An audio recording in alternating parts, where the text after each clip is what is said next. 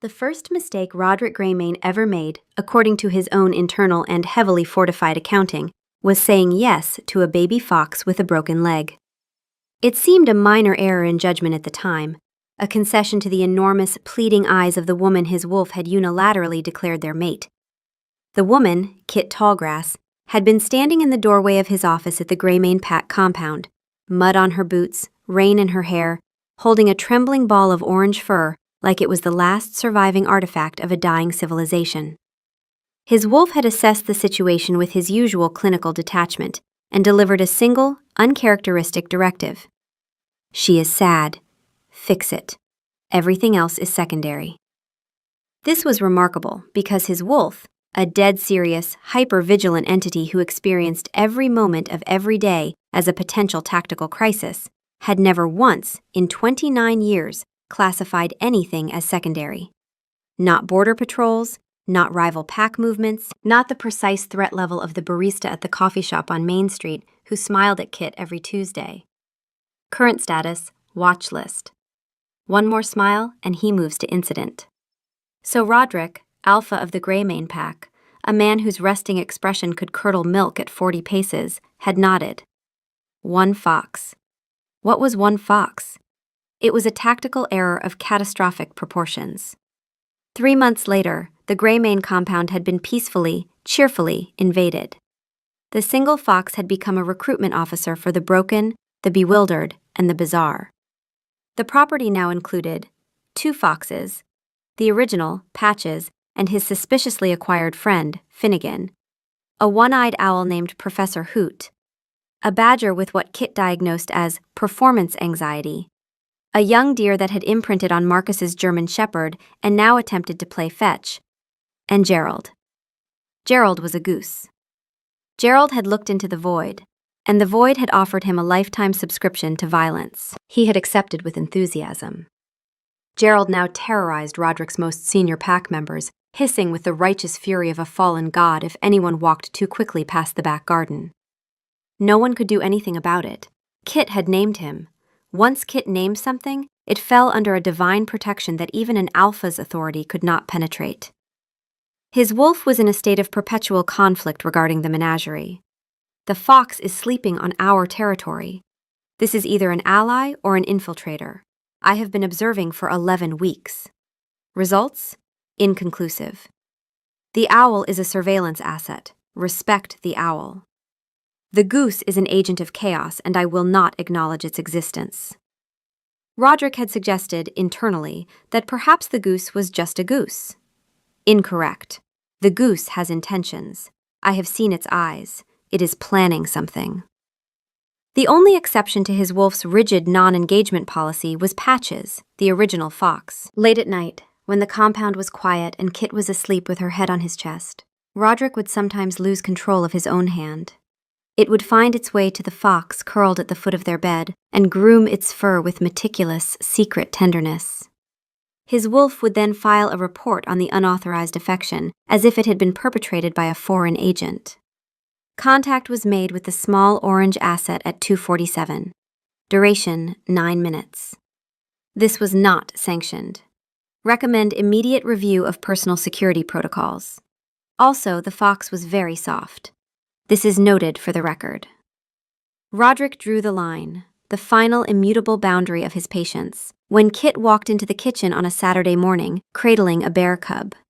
The entire pack was there. Marcus Vance, his beta, was making eggs. Nora Greymane, his late father's sister, and the compound's self-appointed moral authority, was reading the newspaper with the grim focus of a woman cataloging the world's failures. 2 of his enforcers were arguing about football. Kit walked in like she was carrying groceries. No, Roderick said. The word echoed off the kitchen tiles with all the authority he could muster. Marcus made a sound like a strangled cough and very carefully did not turn from the stove. His name is Barnaby, Kit announced, beaming as if she'd just presented him with an updated trade agreement. His mother was hit on Route 9. He was alone in the ditch. Kit. Roderick set down his coffee with the deliberate care of a man defusing a bomb. That is a bear. He is a baby, she countered, as if this were a point of theological debate. Her wolf, a creature Kit called Shepherd, was doing what Shepherd always did, providing a running internal monologue of anxious goodwill at a pace that would give an auctioneer a headache. He's scared, Kit. His heart is going so fast. Tell the big one to stop frowning, it's not helping. Also, the fox is jealous. Patches has been staring at the cub for 40 seconds, and his tail is doing the angry thing. Tell Patches he's still our favorite. No, wait, don't tell him that. The owl will hear, and the owl holds grudges. Just, everyone needs to calm down, including us, especially us. But underneath Shepard's frantic care for the cub, there was something else, something quieter and distinctly wounded. She held the bear very close. She has never held us that close. We are right here. Roderick's wolf assessed the situation. Subject is ursine, juvenile. Current threat level, negligible. Projected threat level in 18 months, significant. She is looking at us. She is doing the eye thing, the one where they get large and slightly wet. This is an attack. We are under attack. Recommend immediate capitulation. Roderick looked at Kit's face, alight with fierce, protective love. He looked at the bear cub, which yawned, revealing a ridiculously pink, toothless mouth. He sighed, the sound of a man surrendering a strategically critical position. It stays in the barn, he said. He, Kit corrected, already halfway out the door. His name is Barnaby, and he likes to be sung to. Nora lowered her newspaper.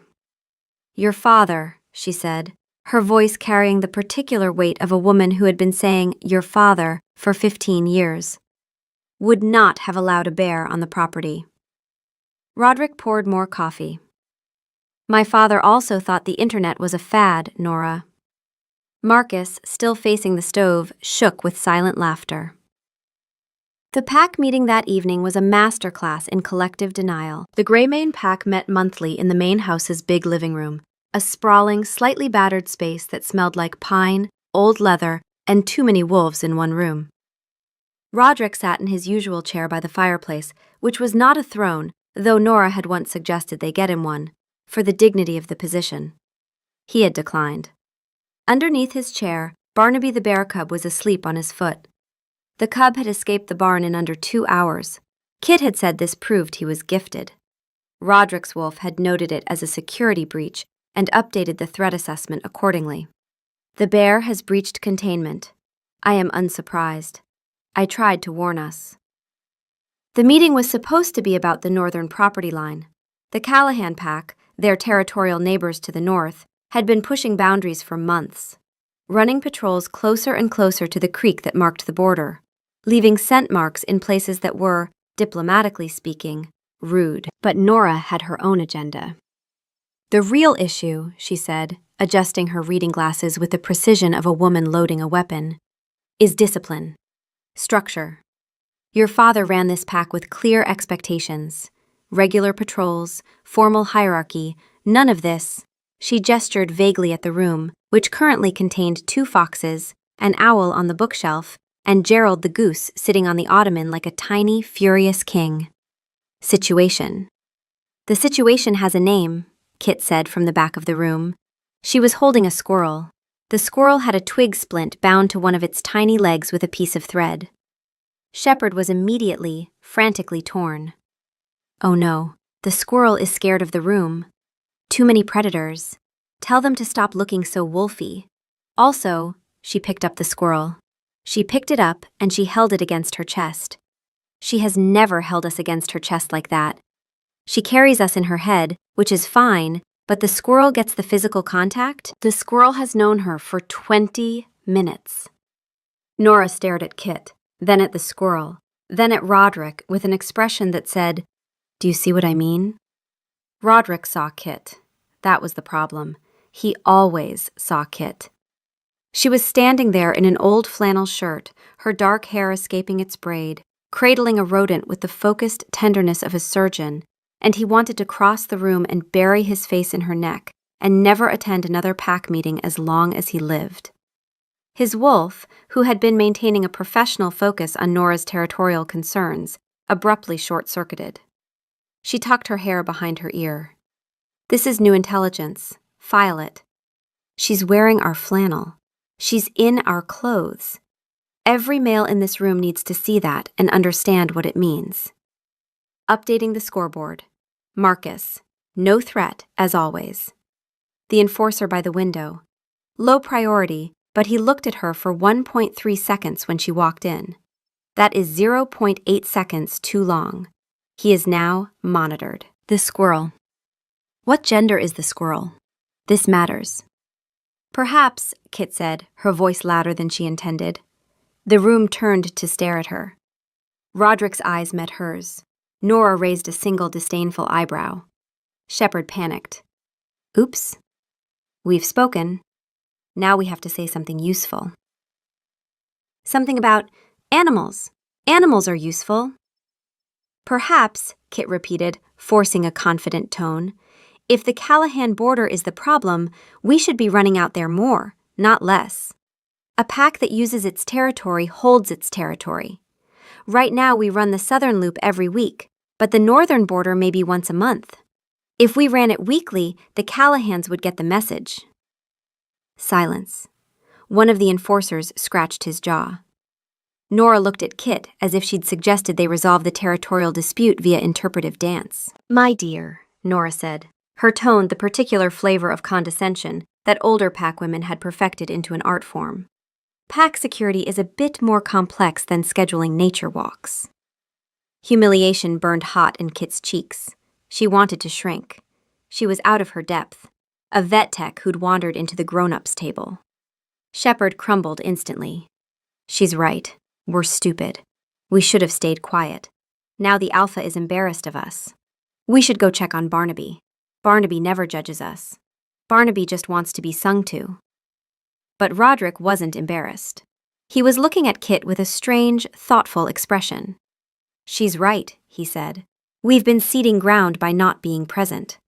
Weekly northern runs, starting this Saturday. Full pack. Nora's mouth thinned. Kit felt a flicker of warmth. Validation from the one person whose opinion she couldn't pretend not to care about. For a moment, she felt like she might actually belong here. Then Marcus's phone buzzed. He glanced at it, and his face changed. Rod, it's Jim Fendrell, out at the Elkridge farm. Says his livestock are dropping. Healthy 1 minute, dead the next. 3 farms now. The warmth in Kit's chest vanished. The Saturday pack run was the first time Kit had run with the full Greymane pack since she'd arrived. They gathered at the tree line behind the compound just before dawn. 18 wolves, shifting in the gray half-light. The air was cool and smelled like wet earth and pine needles.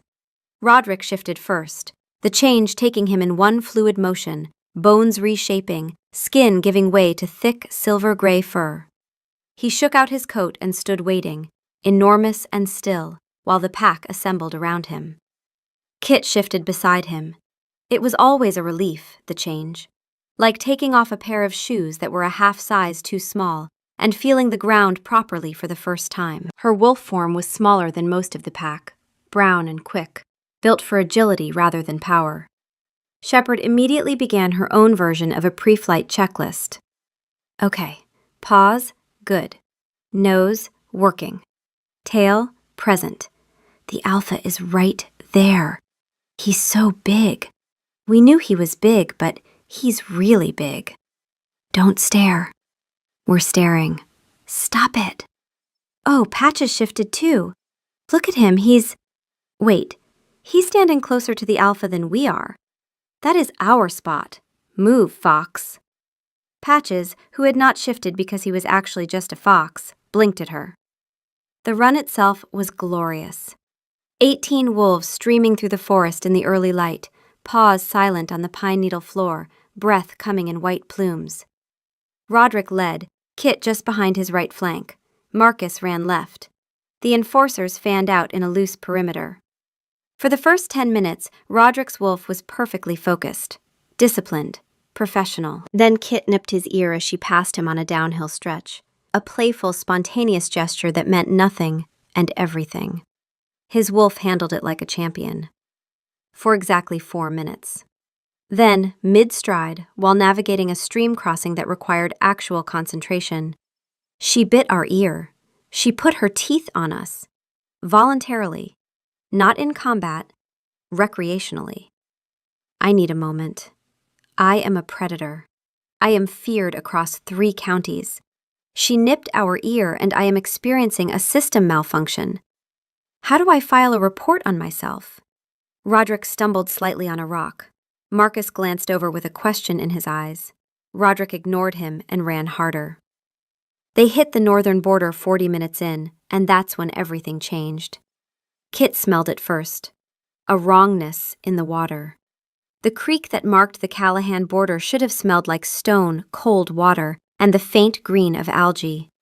Instead, it carried something metallic and bitter, like burnt pennies. Her wolf went from anxious chatterbox to razor sharp in an instant.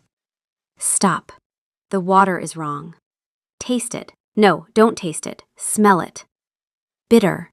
Chemical. That's not natural. The fish. There are no fish. There should be minnows in the shallows, and there are none. Something is killing this creek. Kit stopped at the water's edge, hackles rising. Roderick circled back to her, his wolf immediately cataloging her change in posture. Mate is alert. Threat assessment, unknown. She's focused on the water. Trusting her read. She knows things we don't about things that aren't wolves. This is documented. Kit whined, low and urgent, and pawed at the ground near the creek bank. The earth here was wrong too. A faint oily sheen on the rocks, vegetation along the banks yellowed and dying where it should have been green. Roderick huffed, a command to the pack. They gathered. He shifted back first, crouching naked at the water's edge, not caring about the cold. Kit shifted a beat later, wrapping her arms around herself. Something's in the water, she said, her voice firm. Upstream. You can smell it, right? He could. Now that she'd pointed it out, the chemical tang was obvious under the natural scent of the creek. He'd been so focused on Callahan's scent markers that he'd filtered it out as background noise. This is why the livestock are dying, Kit said. This creek feeds into the Elkridge pastures, and Stone Hollow, and the Oakley farm. They all draw from this watershed. Marcus, shifted back and pulling on the shorts he'd tied around his ankle, looked grim. The Callahans run right up to this creek. Their side, but still. It's not just near their side, Kit said, kneeling to examine a rock. The underside was coated in a dark, oily residue. It's coming from their side. Back at the compound, the argument started before Roderick had finished his coffee. Nora was in the kitchen, along with Jim Fendrell, the old wolf who managed the Elkridge livestock operation, and 2 of the pack's elders, Tom and George, who had known Roderick's father and made sure everyone remembered it. 6 more cattle this morning, Fendrell said, his weathered face drawn. Just drop. Healthy 1 minute, gone the next. I've never seen anything like it. It's the water, Kit said from the doorway. She had Barnaby on her hip. The bear cub was gnawing contentedly on a wooden spoon. The creek's been poisoned, something chemical coming from upstream. Callahan territory. Tom, a barrel-chested man in his 60s who still called Kit the girl, despite having been corrected 11 times, exchanged a look with George. So it's the Callahans. We've been saying for months they've been pushing. This is an act of war. We don't know that yet, Roderick said. What's to know? George leaned forward. They poison our water, kill our livestock, weaken our position. Then they take the northern range. Your father would have had enforcers on their doorstep by noon. There it was. Your father. The words landed on Roderick's oldest bruise. His father, Hank Greymane, had been a legend. Hard, decisive, built like a wall and about as warm. He'd run the pack for 30 years through sheer force of will. Roderick had grown up in that shadow, always too thoughtful, too careful, too willing to ask questions before swinging. His wolf, notably, did not engage with the emotional dimension of this. His wolf had opinions about Hank Greymane that were filed under classified. The elder made a statement about the former alpha. This is a manipulation tactic. Former alpha was effective, but operated with insufficient intelligence-gathering protocols. We do not take tactical advice from men who think with their fists. Continue current strategy. I'm not sending enforcers anywhere based on a guess, Roderick said, his voice flat. Kit, can you find the source? Every head turned. Kit straightened, Barnaby still on her hip, the wooden spoon now embedded in her hair where the cub had deposited it. Yes, she said. The contamination gradient will point upstream. I just need to follow it. Nora looked at Roderick as if he'd suggested they let the bear cub handle border negotiations. You're sending a vet tech to investigate a territorial incursion? I'm sending the only person in this room who knew it was poison before anyone else knew something was wrong, Roderick said. He looked at Kit. The absolute certainty in her eyes was a thing he could lean his entire weight against. Marcus goes with you. Take whoever you need. Kit's chin lifted. I'll need the truck, and my kit, and not the goose, Roderick said. Gerald has very good instincts. Gerald bit a UPS driver last week. The UPS driver was standing too close to the garden. Gerald was right. Shepard weighed in. The goose is right about people. Better nose for trouble than half this pack. Also, the goose has never once questioned our authority. The goose is loyal. The enforcers could learn something. Roderick sighed. Fine, the goose can go. Gerald, who was standing in the kitchen doorway like a small feathered bouncer, honked once. It sounded like approval. The investigation took Kit 2 days. She drove the old pack truck north with Marcus in the passenger seat and Gerald riding shotgun between them, sitting on a folded blanket with his head held high, radiating judgment. The back of the truck held her field kit, sample jars, pH strips, and, because she was Kit, Patches the fox in a carrier, Professor Hoot in a travel crate, and Barnaby in a hay-lined dog kennel that he was already too big for. Marcus had been Roderick's beta for 6 years.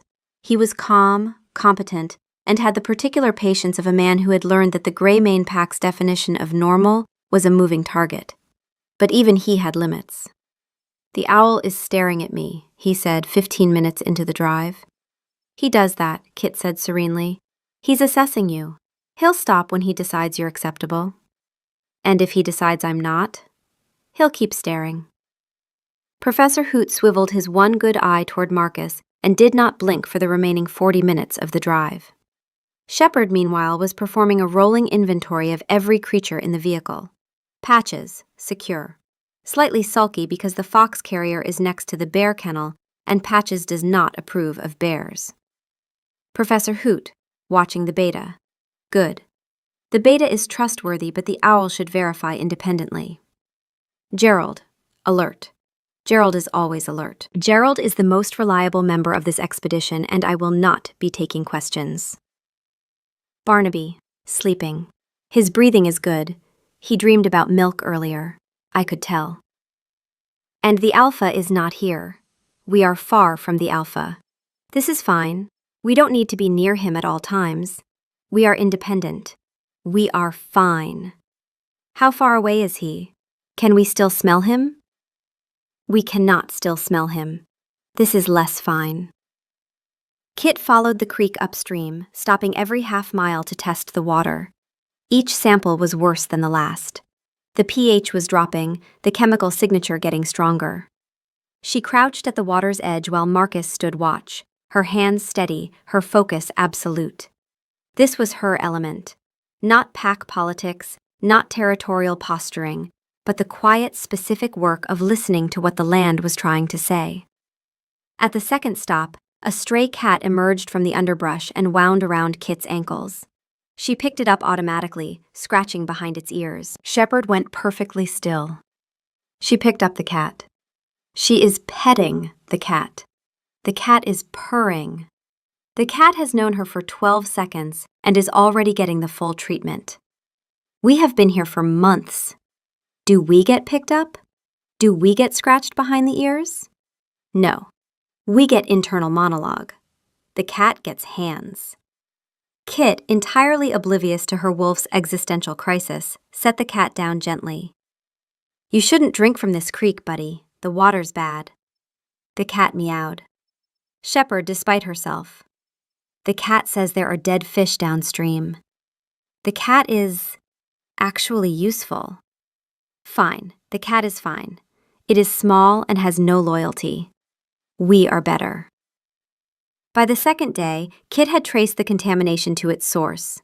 The creek wound through a narrow valley that straddled the Greymane-Callahan border, and just past the tree line on the Callahan side, tucked into a hollow that was almost invisible from the main trail, she found it. Barrels. Dozens of them. Industrial drums, some rusted, some new, stacked carelessly in a depression where the ground sloped toward the water. The soil around them was stained dark, and a slow, steady seepage trickled from the lowest barrels directly into the tributary that fed the main creek. The chemical smell here was overwhelming. Acrid, metallic. Wrong. Kit pulled on gloves and examined the nearest barrel. A shipping label, partially dissolved by rain, was still readable. Callahan Industrial Supply. A second barrel had a hazmat diamond sticker, half peeled. A third had a manifest number she photographed with her phone. "They're dumping," she said to Marcus, her voice tight. "Industrial waste.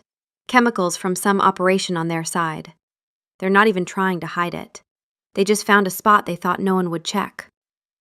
Marcus crouched beside her, his face hard. "This isn't an act of war. This is just negligence?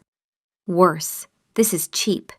They didn't want to pay for proper disposal, so they found a valley on the edge of their territory and let it leak into our watershed. They probably didn't even think about the farms downstream. Or they didn't care." She was photographing everything when a twig snapped behind them.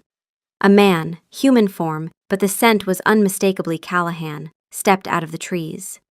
He was young, mid-20s, with the nervous energy of someone caught doing something he knew was wrong. He was carrying a shovel. He'd been coming to bury more barrels. "You're not supposed to be here," he said, his voice cracking. "This is Callahan land." "The creek isn't," Kit said, not looking up from her phone. "And neither is the poison it's been carrying into our farms for the last month."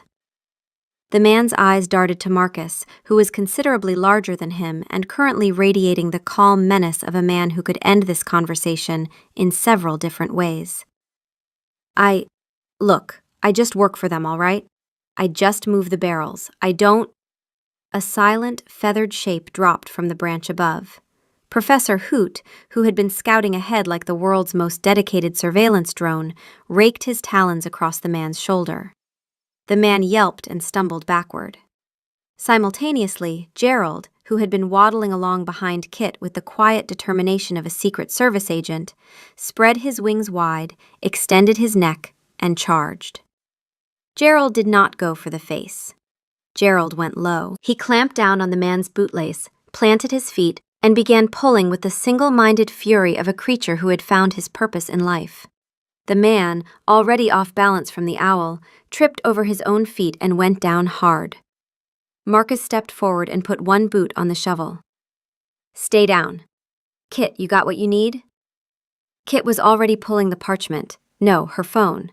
She was already pulling up her phone, fingers flying. She texted Roderick 3 words. Poison. Callahan. Proof.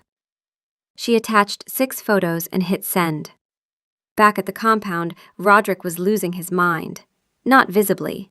Visibly, he was sitting in his office, reviewing the quarterly property tax filings with the same granite expression he wore for everything.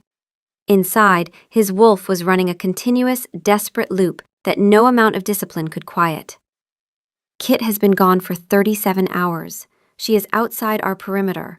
She is with the beta, which is acceptable, and the goose, which is a variable, but she is not here. We cannot verify her safety through direct scent confirmation. This is unacceptable. Recommend immediate retrieval operation. "She's with Marcus," Roderick muttered to himself. "She's fine. She nipped our ear 3 days ago. I still have not recovered. If something happens to her before I recover, the timeline will be unresolvable." Nora appeared in his doorway, because Nora always appeared in doorways when he least wanted her to. "Have you heard from the girl?" "Kit," Roderick corrected. "And no, not yet. Your father would have sent enforcers, not a vet tech with a goose." "You've mentioned that." "I mention it because it bears repeating. Nora sat down without being invited, which was her signature move. The pack is worried, Roderick. They see their alpha sending his mate to do his fighting for him. It doesn't look strong. The words landed on the old wound. Not strong enough. Not hard enough. Not his father.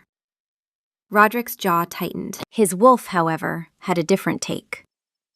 The elder female is attempting psychological manipulation through reference to the former alpha. Counter strategy: ignore. The former alpha once got lost using a paper map in 2004. His tactical legacy is overstated. Our mate has a better nose than anyone in this pack, including us. She is the correct asset for this mission. Decision stands. Roderick looked at Nora. Kit is the only person who identified the contamination before anyone else knew what was happening. I trust her judgment. Trust, Nora said, as if the word tasted sour. Trust doesn't hold a territory. Neither does posturing. Nora left with the particular silence of a woman who intended to be right later. Roderick sat in the quiet she'd left behind, and the quiet was worse than the conversation. Because the worst part about Nora wasn't that she was wrong, it was that she was half right. Not about Kit, about the doubt. The doubt was already there, had always been there, planted by a father who had looked at his quiet, thoughtful son and seen something insufficient. His wolf, usually a fortress of tactical detachment, broke protocol. The elder female has left. Good. Her scent was antagonistic. But she hit the nerve. The one about the former alpha. I felt it land. We need to move. We need to run. Sitting in this room is making us worse. Recommend immediate physical reset. Solo. Fast. Now. Roderick didn't argue. He locked his office, walked out the back door, and shifted the moment he hit the tree line. The change was a relief. The doubt, the second-guessing, the suffocating weight of his father's ghost. All of it simplified into the clean binary of muscle and ground and speed. He ran the southern loop, hard, alone, for 20 minutes. Just a wolf in the woods, not an alpha, not anyone's son, not the man who might be making the worst call of his life. His wolf ran beside him, or rather, was him, in focused, wordless motion. No briefings, no scoreboard. Just the ground and the dark and the hard, clean work of burning off the poison that Nora had stirred up. He came back winded, calmer, and shifted on the back porch. Stood there barefoot in the dark for a minute, breathing. Then, delayed by exactly 12 minutes, his wolf resurfaced with unfinished business. She nipped our ear 3 days ago. I still have not recovered. If something happens to her before I recover, the timeline will be unresolvable. Also, she scrunched her nose when she shifted back at the pack run. I have been holding that information for days. I am a predator. I am feared. She scrunched her nose, and I have no bones. I would like this on the record. His phone buzzed. Poison, Callahan, proof, 6 photos. Roderick stared at the screen. The photos were damning. Industrial drums on Callahan land leaking into Greymane watershed. Shipping labels, hazmat stickers, a manifest number. His wolf went cold and focused. Threat identified. Source confirmed. The Callahans have contaminated our territory through negligent chemical disposal. This is not an act of war. This is cowardice and laziness. Recommend controlled confrontation. We present evidence. They comply or face consequences. No blood unless forced. This is a cleanup operation, not a war. Roderick texted back, "Come home. We handle this together."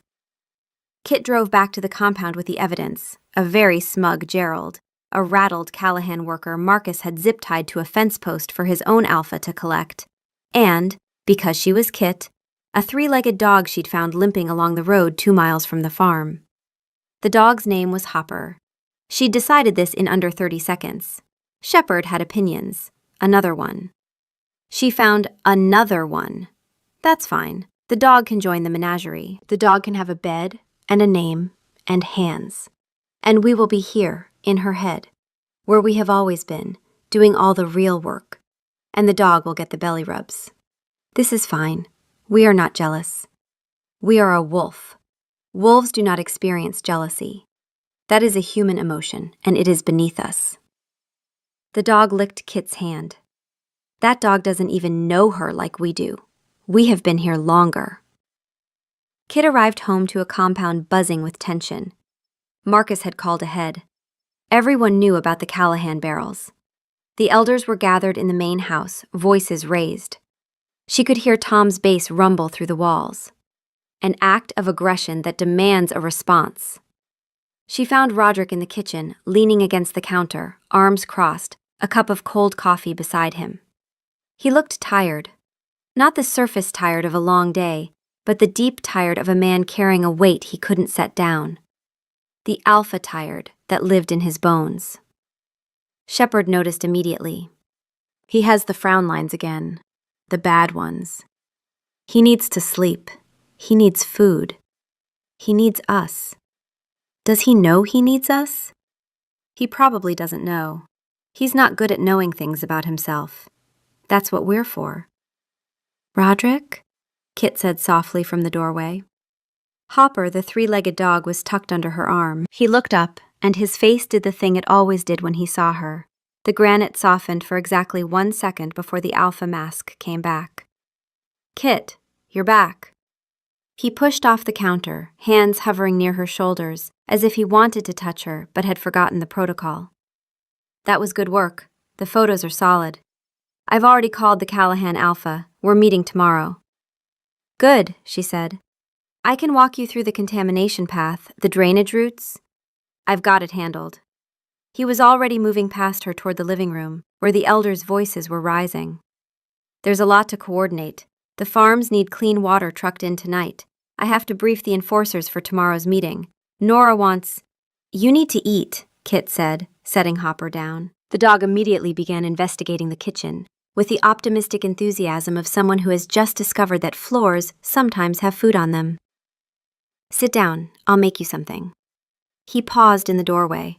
Kit, There's a lot happening right now. I'll grab something later. She made him a sandwich anyway. Roast beef with sharp mustard, the way she knew he liked it. She carried it to his office 20 minutes later, where he was hunched over a map of the northern border with Marcus, planning the approach route for tomorrow's confrontation. She set the plate on the edge of the desk. Eat. He didn't look up.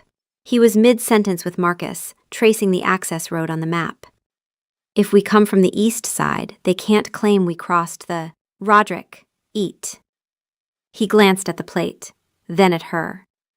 And something about the interruption, the third one in 20 minutes, on top of the elders, on top of Nora, on top of 2 days of worry that had ground his patience to a nub, cracked the filter he usually kept between his brain and his mouth. Kit, I don't need a sandwich. I need you to stop hovering and let me handle this. You did your part. I'm doing mine. Go check on the animals or something. Go check on the animals. The words hung in the kitchen. Marcus went very still. He didn't look at Kit. He didn't look at Roderick. He looked at the map with the intense focus of a man trying to become two-dimensional. Kit stood there for exactly 2 seconds, long enough for the words to land in full. Go check on the animals. Not, thank you. Not, I need a minute.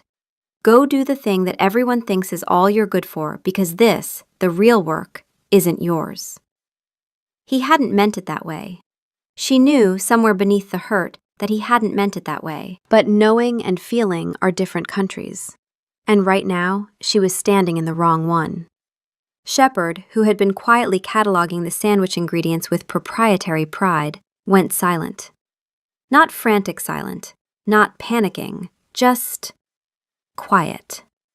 The kind of quiet that comes after something breaks cleanly. Then, very small.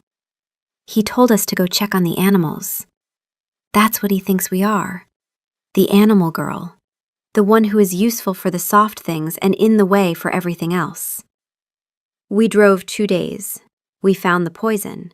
We got the proof. And he said go check on the animals.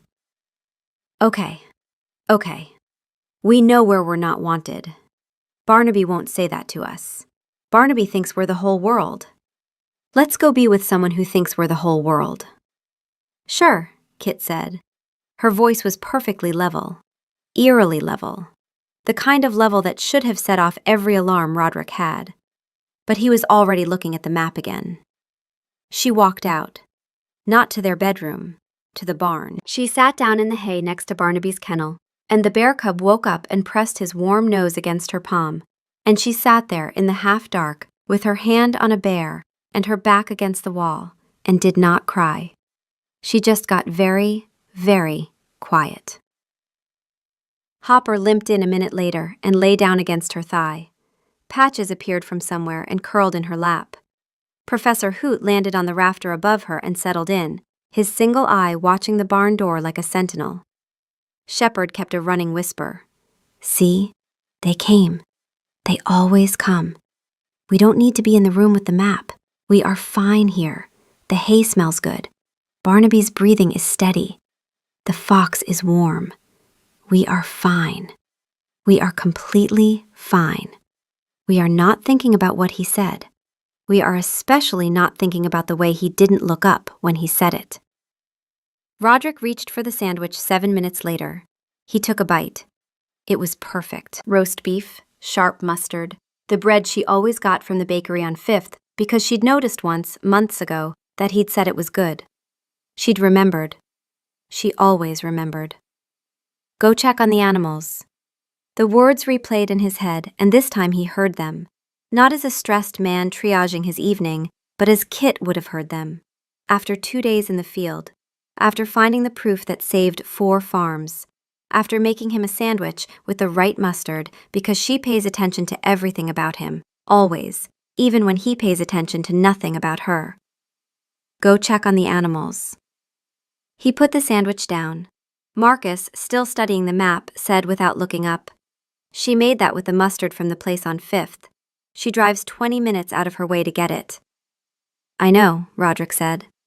Do you? The question sat there like a grenade. Marcus didn't say anything else. He didn't need to. Roderick stood up. His wolf, who had been professionally focused on the Callahan strategy, delivered a single assessment. We told our mate to go check on the animals. We reduced her to the thing Nora calls her. We became the thing we swore we wouldn't become. The former alpha would be proud. That is not a compliment. Go fix this, now, right now. Leave the map. The map is paper. She is everything. He walked to the barn. No shift, no dramatic sprint through the forest. Just a man walking across a yard in the dark, knowing he'd done something he couldn't undo, only fix. He found her in the hay.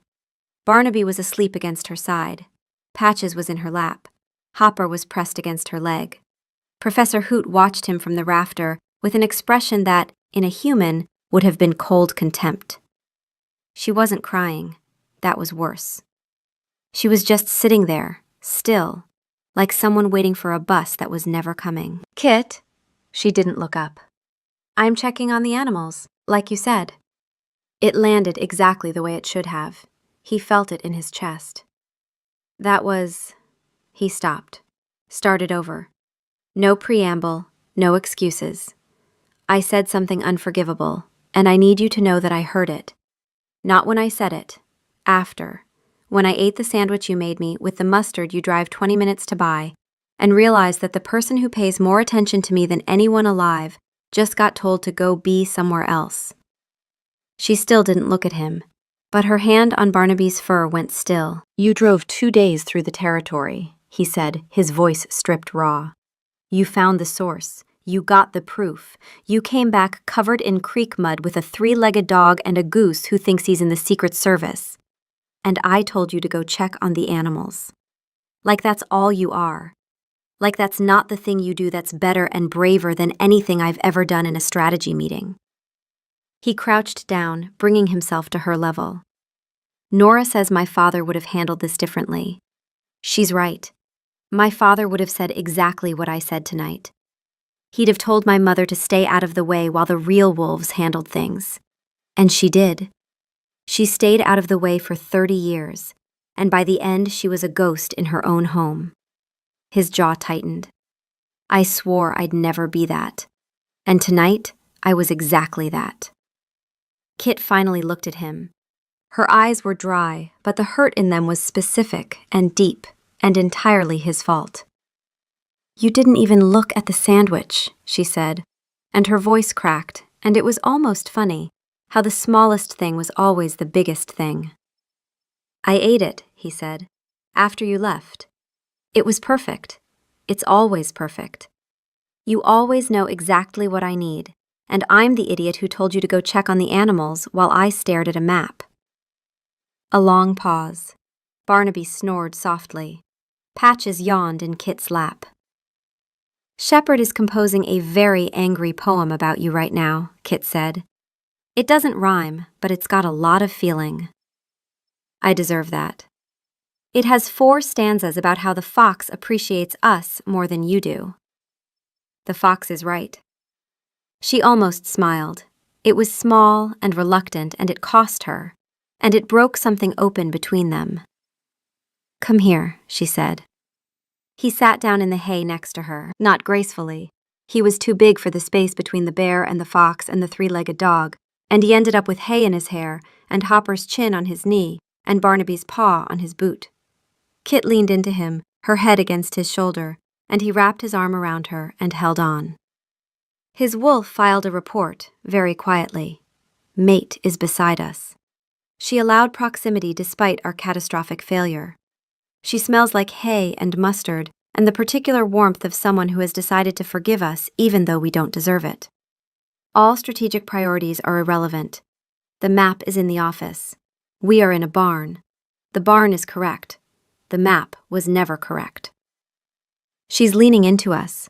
Her breathing is slowing down. I think she's going to fall asleep. If she falls asleep on us in this barn, I will not move for the rest of my life. I am a predator. I am feared. I am sitting in hay with a bear on my foot, and I have never been more at peace. I would like this classified as top secret because it is embarrassing. Kit's wolf, warm against Roderick's side, murmured, "He came to the barn. He didn't send a text. He came himself, and he sat in the hay, and he said it back to us. The exact words, the exact thing, so we'd know he heard it. He's got hay in his hair. The bear is on his foot. He's not moving. Okay, the angry poem is on hold. We're keeping him. But the fox did appreciate us first. That's in the record."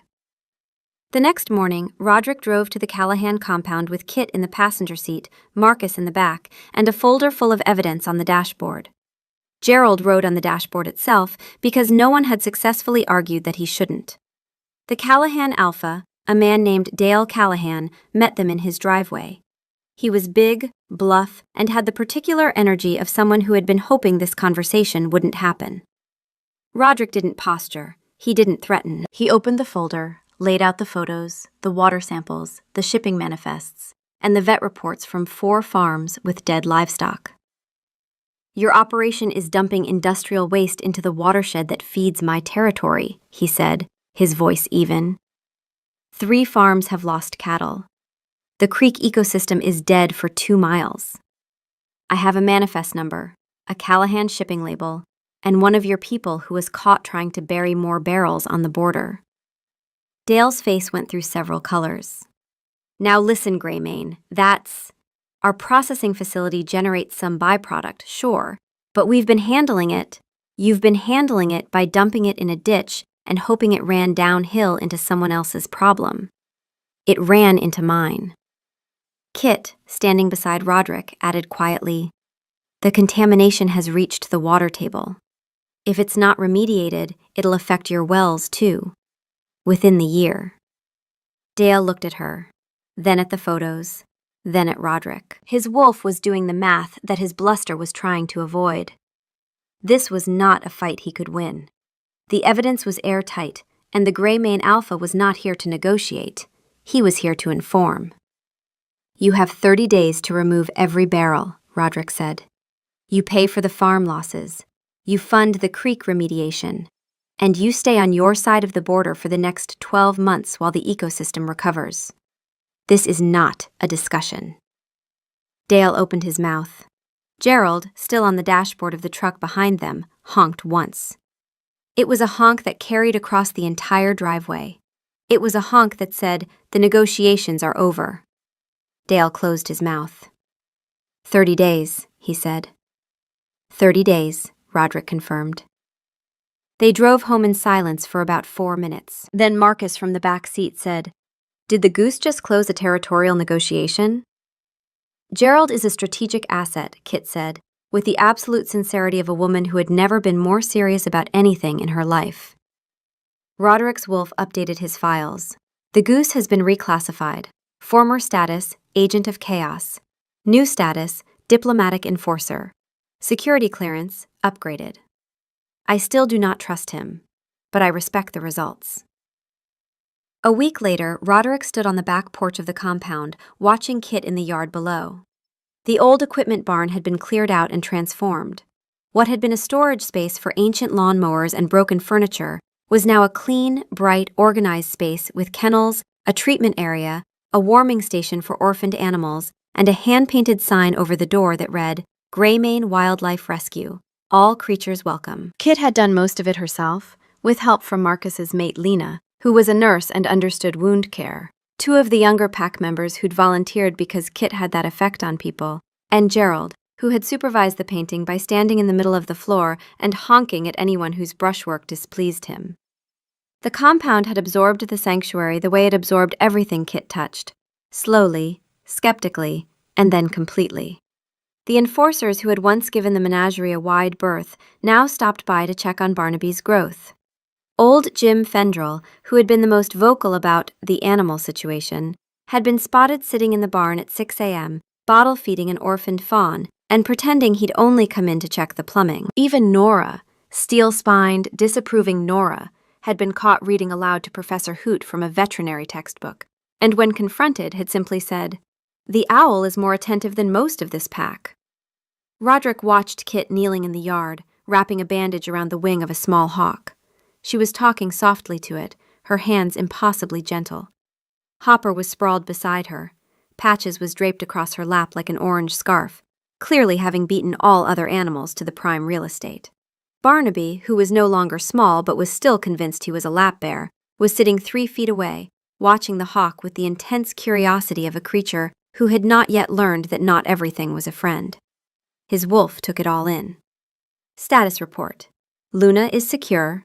Territory, stable. The Callahan situation is resolved. The creek remediation is on schedule. The Goose has not bitten anyone of consequence in 4 days, which is a personal record. The menagerie continues to expand. Current census? 2 foxes, 1 owl, 1 bear, juvenile, growing rapidly. This remains a concern. 1 badger, anxious. 1 deer, confused. 1 dog, 3-legged, enthusiastic. 1 hawk, under treatment. 1 goose, unpredictable, respected. The squirrel has relocated to the barn rafters and is building something. I am monitoring. Roderick walked down the porch steps, across the yard, stepping carefully over Hopper, who thumped his tail without opening his eyes. He crouched behind Kit and wrapped his arms around her from behind, resting his chin on her shoulder. She leaned back into him without looking up, her focus still on the hawk's wing.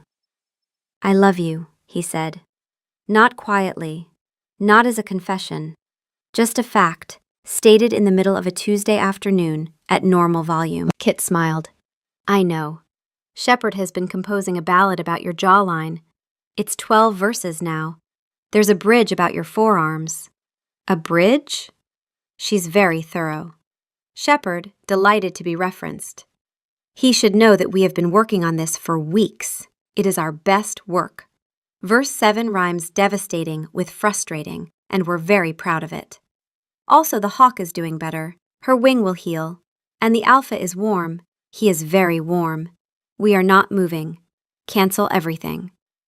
Roderick's wolf filed his final report of the day. She said our name again. "I am not going to be functional for the rest of the afternoon." This is acceptable. All other priorities have been recalibrated. She is the priority. She has always been the priority. The map was never the priority. The map was paper. She is a pause. Unprecedented in the wolf's operational history. She is the best thing that ever happened to us. This is not tactical analysis. This is just true, and the goose is an acceptable colleague. This is also, reluctantly, true. Kit turned in his arms, the hawk safely settled in its nest of towels, and looked up at him. Her eyes were clear and warm and completely certain. She knew exactly who she was, here, in this place, with this man and this pack, and this ridiculous, growing, impossible collection of creatures who needed someone to listen. "So are you going to kiss me?" she said. "Or should I go check on the animals?" He laughed, a real laugh, deep and startled, and kissed her. Gerald honked from across the yard. Whether in approval or protest was, as always, unclear. But for once, in the middle of their beautiful, chaotic, slightly unhinged life, nobody cared. The alpha and his mate.